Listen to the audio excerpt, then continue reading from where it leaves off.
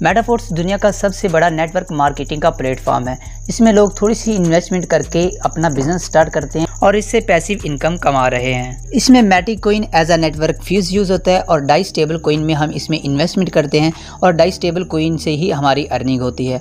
और इसके साथ साथ जब आप इसमें ज्वाइनिंग लेते हैं तो आपको SFC कॉइन दिया जाता है, जो कि मेटाफोर्स का स्टेबल कॉइन है जिसकी प्राइस $1 है। इसका सारा सिस्टम ऑटोमेटिक है। इसमें आप जो इन्वेस्टमेंट करते हैं वो भी ऑटोमेटिक ही हो जाती है और जो आपको मिलता है यानी कि जिसका विड्रॉवल लगाते हैं वो भी आपको ऑटोमेटिक ही आपके ट्रस्ट वैलेट के अंदर रिसीव हो जाता है। ये सारा सिस्टम स्मार्ट कॉन्ट्रैक्ट के ऊपर बेस करता है, ब्लॉकचेन टेक्नोलॉजी के ऊपर बेस करता है।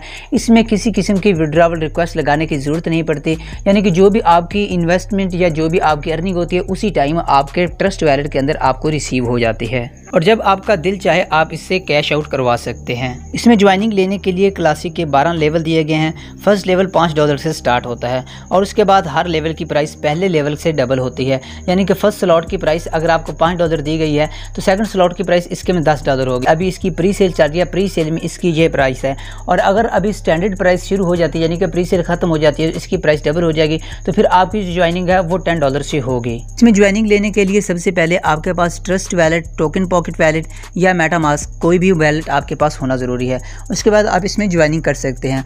इसके अलावा आपके ट्रस्ट वैलेट के अंदर डाई स्टेबल कॉइन और मैटिक कॉइन होना ज़रूरी है, जो कि आप मुझसे बाय कर सकते हैं, किसी भी सेलर से बाय कर सकते हैं, बाइनेंस, OKX, किसी भी एक्सचेंज से बाय कर सकते हैं। और अगर हाँ आप मेरी टाइगर्स टीम में ज्वाइनिंग लेते हैं तो आपको प्रॉपर गाइड भी किया जाएगा, ज्वाइनिंग में भी डिस्काउंट दिया जाएगा। इसके अलावा अगर आप लेवल अपग्रेड करते हैं तो भी आपको पैसिव कैशबैक दिया जाएगा। अभी हम बात करते हैं कि इसमें वर्किंग किस तरीके से होती है। इसमें दो तरीके हैं, एक तो आप वर्किंग करके भी इनकम कर सकते हैं, दूसरे आप नॉन वर्किंग से भी इनकम कर सकते हैं। वर्किंग इसमें टोटली नेटवर्क मार्केटिंग है, आपने लोगों को ज्वाइन करवाना है और आपकी इनकम होगी, लेकिन नॉन वर्किंग से आपको इनकम इसमें होती है। नॉन वर्किंग इनकम लेने के लिए आपने किसी अच्छी टीम के साथ ज्वाइन होना है, आपका अपलाइनर अच्छा होना चाहिए जो प्रॉपर गाइड भी कर सके और जो बंदों को ज्वाइन भी करवा रहा हो। तो जो नॉन वर्किंग इनकम है, नॉन वर्किंग इनकम आपकी टीम की वर्किंग से होती है और आपके अपलाइनर के वर्किंग से होती है। अगर आप नॉन वर्किंग इनकम करना चाहते हैं तो आपको S6 की स्लॉट बाय करनी पड़ेगी। आप फर्स्ट स्लॉट से भी ज्वाइनिंग ले सकते हैं और आप 5 स्लॉट से भी ज्वाइनिंग ले सकते हैं। अब हम बात कर लेते हैं वर्किंग की। वर्किंग के लिए अगर आप वर्किंग करना चाहते हैं तो इसमें 2 किस्म की स्लॉट्स दी होती हैं, एक S6 की स्लॉट है और एक S3 की स्लॉट है। S6 की जो स्लॉट है वो working plus non working slot है और जो S3 की स्लॉट है वो टोटली वर्किंग स्लॉट है। S6 की स्लॉट में आपको इनकम आपके अपलाइनर और आपके क्रॉस लाइनर से भी होती है और आपको डायरेक्ट रेफरल से भी होती है। और S3 की स्लॉट में आप जस्ट डायरेक्ट रेफरल करके ही इनकम कर सकते हैं, आपको आपके अपलाइनर और आपके क्रॉस लाइनर से इनकम नहीं होती है। अगर आप इसमें ज्वाइनिंग लेना चाहते हैं, फ़र्ज़ करें आप फर्स्ट स्लॉट से ज्वाइनिंग लेते हैं तो आपको फर्स्ट S6 का स्लॉट दिया जाएगा, यानी कि इसमें हर 2 S6 के स्लॉट के बाद एक S3 का स्लॉट आता है। फर्स्ट S6 का स्लॉट है, सेकंड S6 का स्लॉट है और जो 3 का मल्टीपल वाला है वो S3 का स्लॉट है, यानी कि थर्ड स्लॉट S3 का, 6th स्लॉट S3 का, 9th स्लॉट S3 का है और उसके बाद 12th स्लॉट S3 का है। अब हम बात करते हैं कि S6 का स्लॉट किस तरीके से काम करता है। अगर आपने S6 के स्लॉट में ज्वाइनिंग ले ली, उसके बाद आपने आगे वर्किंग स्टार्ट करनी है, तो जैसे आप फर्स्ट 2 बंदे ज्वाइन करवाते हैं उसका 100% आपके अपलाइनर को जाता है या आपके क्रॉस लाइनर को जाता है, उसका आपको कुछ भी नहीं मिलता है। उसके बाद जैसे आप 3rd, 4th, 5th बंदा ज्वाइन करवाते हैं उसका 100% आपको मिलता है, यानी कि फर्स्ट लेवल में अगर आप ज्वाइनिंग करवा रहे हैं तो आपको $15 उसी टाइम आपके ट्रस्ट वैलेट के अंदर मिल जाएंगे। उसके बाद जैसे आप 6th बंदे की ज्वाइनिंग करवाते हैं तो आपकी स्लॉट रिसाइकिल हो जाएगी, यानी कि दोबारा से नए सिरे से शुरू हो जाएगी। और अभी इसी तरीके से सेम तरीके से काम करता है S3 का स्लॉट। S3 के स्लॉट में आपके नीचे 3 बंदों की ज्वाइनिंग होती है, यानी कि आपके नीचे 3 स्पिल ओवर होते हैं।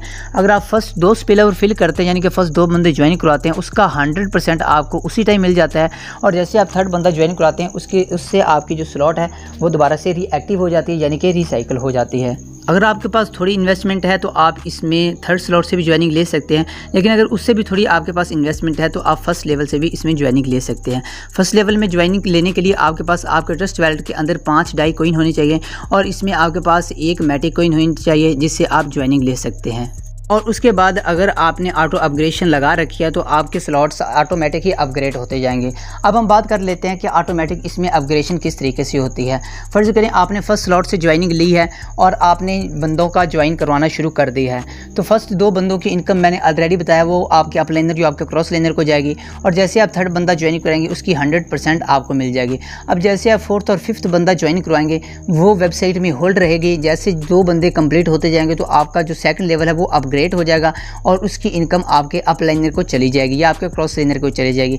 इस तरीके से जैसे आप छठा बंदा ज्वाइन कराएंगे तो उससे आपकी जो S6 की स्लॉट है वो दोबारा से रिसाइकिल हो जाएगी। अब हम बात करते हैं कि S3 की स्लॉट में ऑटो अपग्रेडेशन किस तरीके से होती है। S3 की स्लॉट में आप फर्स्ट 2 बंदे ज्वाइन करवाते हैं तो उससे आपका लेवल अपग्रेड हो जाएगा। फर्ज करें 3rd लेवल में है तो 4th लेवल हो जाएगा, या 6th लेवल में है 7th लेवल हो जाएगा। लेकिन अगर आप ऑटो अपग्रेड नहीं करते तो इसमें आपके 25% फीस काटी जाती है जो कि प्रोडक्ट फंड में जाती है, और जो 75% है वो आपके ट्रस्ट वैलेट के अंदर